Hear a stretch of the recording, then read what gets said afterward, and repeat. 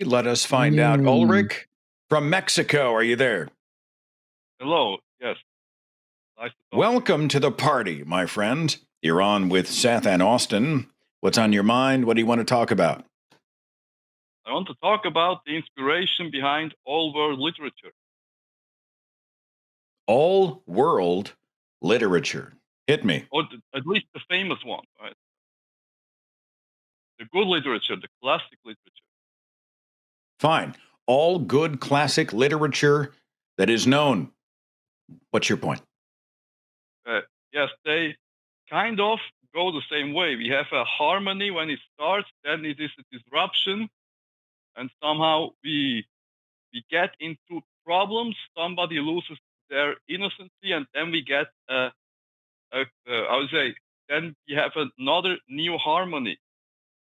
That's the story the Bible presents. That's the story world literature presents. Because God is the one who inspires literature. That would be my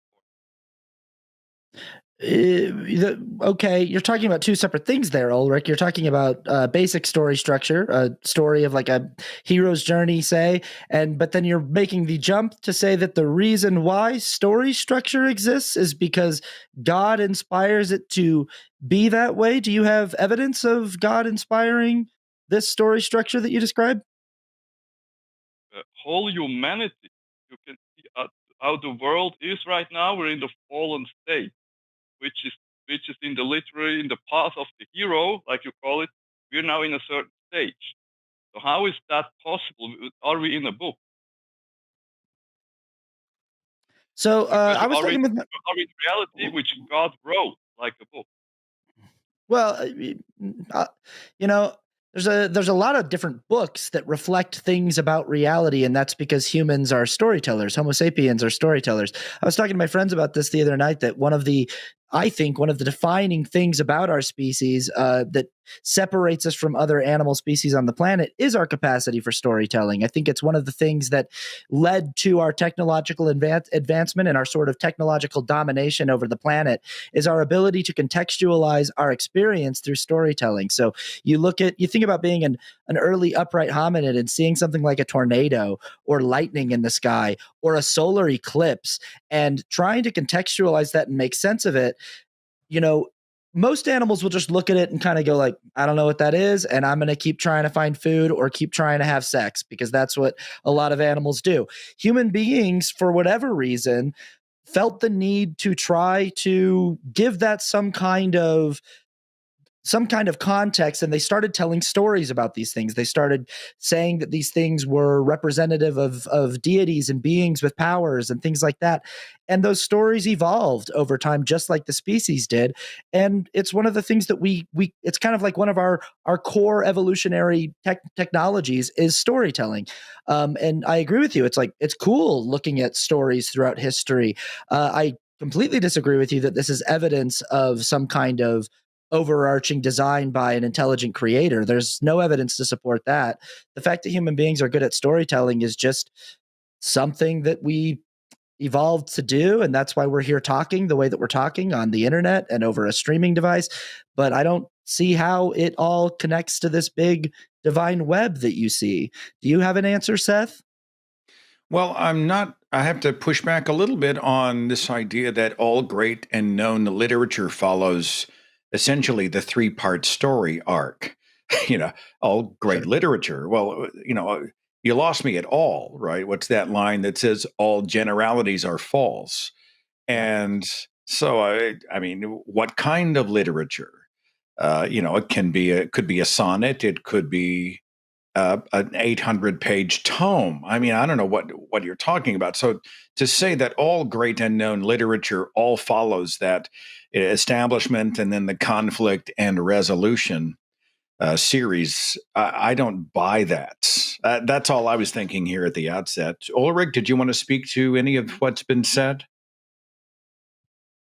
Uh, yes, because like, but it comes from a great mind, and for me, the miraculous thing is that the stories they all seem to tell the same story.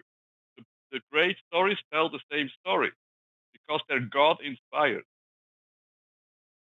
What it's a massive conclusion that you jumped to there, Ulrich. I could just as easily I could say all the great stories tell the same story because human beings like that story structure. We just like it. It's reflective of things that we experience in our real day-to-day lives, and there it is. Why does it have to be because God inspired it? Do you have substantive evidence to present on this phone call that God inspired that story structure? What you say agrees to that. Why do people like that story structure? Because people are created by God. If you once would change your point of view just for a second and think, what would a Christian think about that? You might get to the same conclusion. So So, when the okay. Islamic Allah, oh, forgive me, Austin, go ahead, brother. I think you're going to say the exact same thing I'm going to say. Well, So go yeah, ahead. my thought was, well, when the Islamic Allah then put this in place, we know that then the Quran and Islam is true, right? What we specifically would say about God is not implied by that. Just say there is implied that there is a creator who inspires these great stories. That's what I'm saying. Muslims would say that A higher power in the deistic sense, like some faceless other? Is it a specific God with a proper name? Who's behind it? the creator of the universe is the one who inspires everything. Uh-huh. Like But let me ask calling you this God. question. Would this apply then to the Christian God? I mean, could we get more specific? Would you say that the Christianity model follows this story arc? And the Jewish model also. I'm not very familiar with the Muslim model, but yeah, Christian and the Jewish model follow them. Okay. So is the implication then that the failure in the garden and the drowning of everybody during the global flood and the constant wars and murders and slavery and genocide, and 500,000 people in a single city slaughtered in one battle, and then Jesus having to come to be crucified, and all of that, was that then intended? It was written as part of the middle of the story before resolution. God wanted this to happen at the very beginning. Is that what you're saying? Yes, because the end is much better than the beginning. And Aha. the Bible. So hang on. So my question then must be, why would God set up a scenario where he would create any being, any child that he foreknew would end up in hell?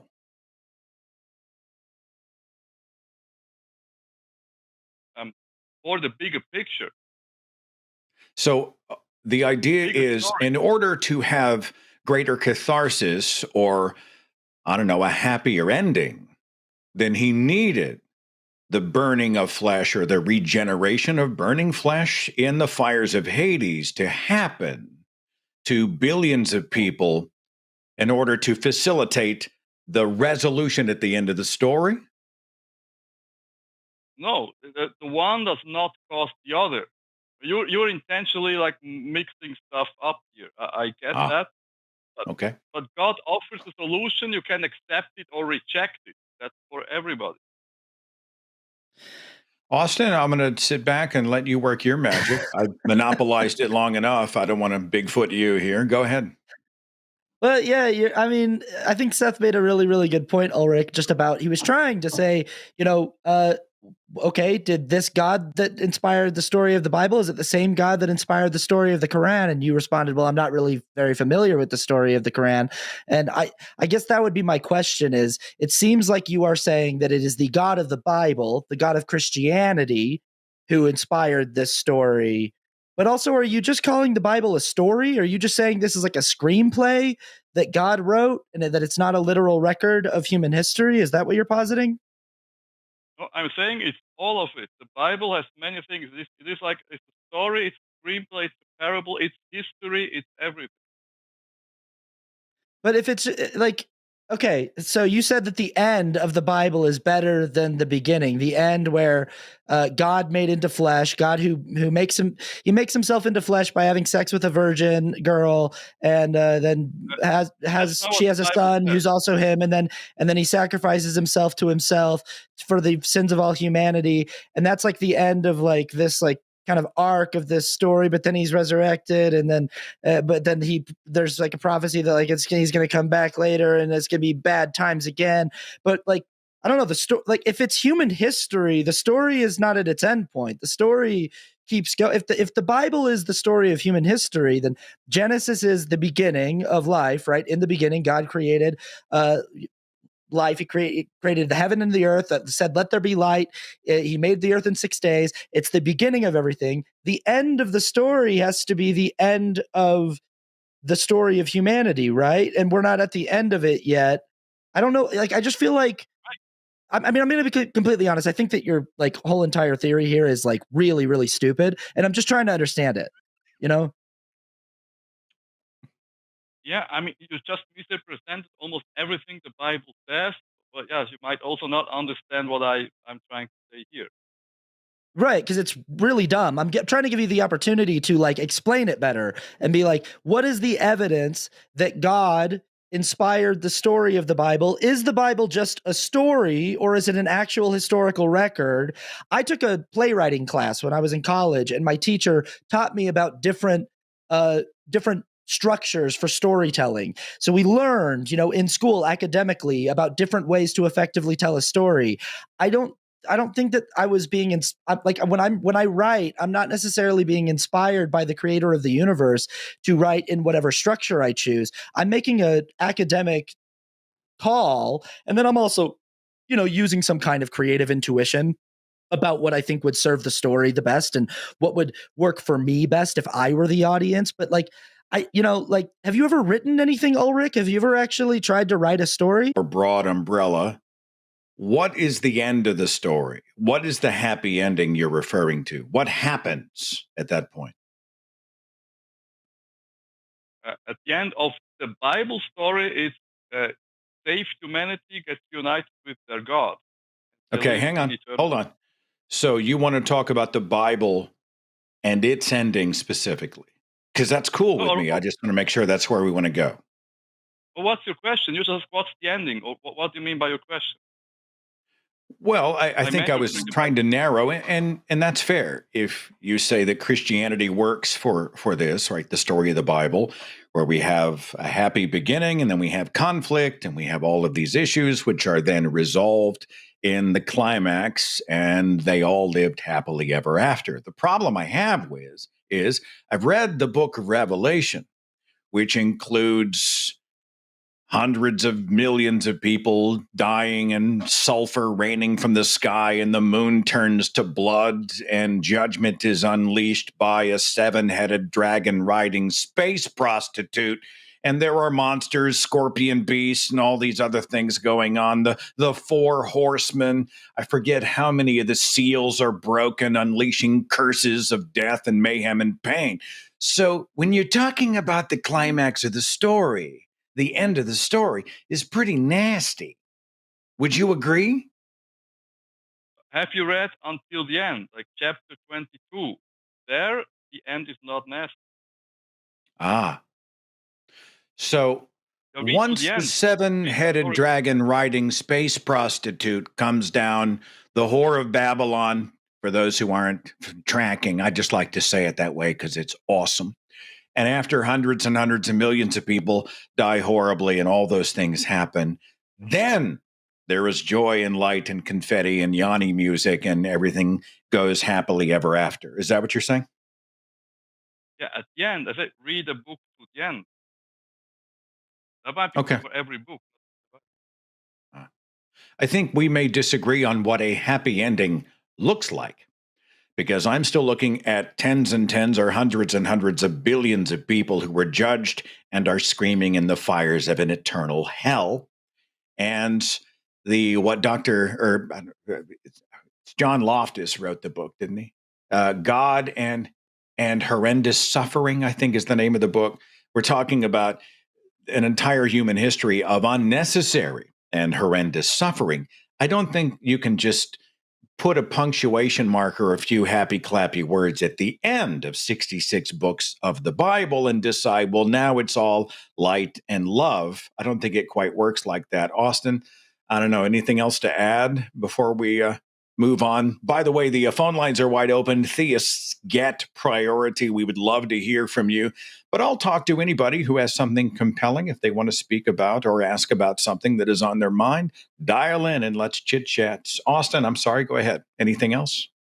Oh, Ulrich, I would just say, since you're a regular contributor to the show and you call in fairly frequently, just try to think about the fact that, like, we're always going to ask you to provide evidence for whatever claim you're making when you call in. You don't seem to ever really be able to do that. I do remember, I think I've talked to you before on a previous episode. You just kind of call in and make an assertion about something that's like fairly ridiculous. And then when we go, okay, great, do you have evidence for that? You just go like, no, because it is. It is that way. Like, that's like all you've done on the, you've just been like, no, the Bible is inspired by God. And it's like, okay, but what's the evidence? And you're like, dude, all of it.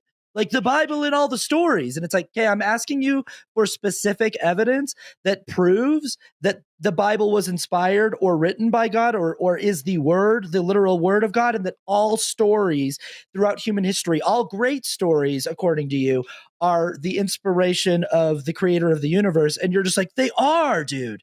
They obviously are.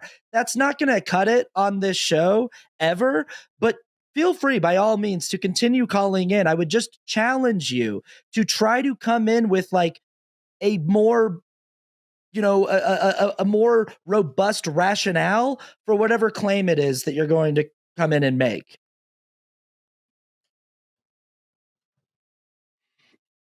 Yeah? I think he's gone into a deep coma. Either that or the rapture has happened and he is now experiencing his own happy ending. Ulrich, Wouldn't that be thank you so awesome? much for dialing in to the show. Wouldn't that be awesome if the rapture did happen while we were in the middle of one of these shows? We would at least have some sort of evidence that something was going on. Yeah. People, is this a counter apologetics 101? Maybe, but you and I live in a culture where the Bible, the most printed book in history, people know it's true, but they don't know what's in it. And it's so freaking frustrating. And then this idea that it's the good book. Here in my own home state, they're trying to jam the Bible into our public school classrooms and throw the 10 Commandments on the walls of taxpayer funded education institutions. And what's fascinating to me is that statistically, most Americans can't name even half of the 10 Commandments, right? They know we need them. They know they are moral pillars. They know they're true, absolutely true, but they don't know what they are. They know all the words to Bohemian Rhapsody, but they can't tell you what all 10 Commandments are. And it's up to you and me to be like, well, did you know this is in here? And how do you explain that? And then we skip past all the happy, clappy, love thy neighbor verses and get into the awful stuff. And it doesn't seem to make a dent. They just thought, context, God is love, happy ending, Also, that kind of. Also, I just like I can't even begin to impress on these people how little I give a shit what's in the Bible. I just am like, I don't. First of all, you're right. We know we usually typically do have a better idea of what's actually in there than they do, and a more complete and a more honest assessment of it. But also, I'm just like, I don't care that you can find a verse that's like, but this verse is nice. This verse says something nice. I'm like, I don't care, because at the end of the day, I'm like, who the fuck, like, you still need to establish some kind of evidential platform of conceivable, truth that like this thing matters. You need to be able to give me some kind of substantive argument as to why I should care at all, because I could just talk about any book in existence. I could just be like, this book has a chapter that I like in it, and it does it, like, cool. Good for you. There's a paragraph in the 3rd chapter of this book by this random author that I really enjoy. Okay, what does that mean? I just, you could, it's just, at the end of the day, I feel like most of what we do on this show is have theists call in and they tell us, I know that God is real because it says so in the magic book that I like. And it's like trying to explain to people, I don't care. Like, that doesn't matter. It doesn't matter that the book you like seems to suggest that that book is from God. That's not functioning evidence, Hey, if you liked that clip, you'd love the whole thing. Hit like, subscribe, Yes. leave a comment, patreon.com/calltheline. That one sucked. Use it.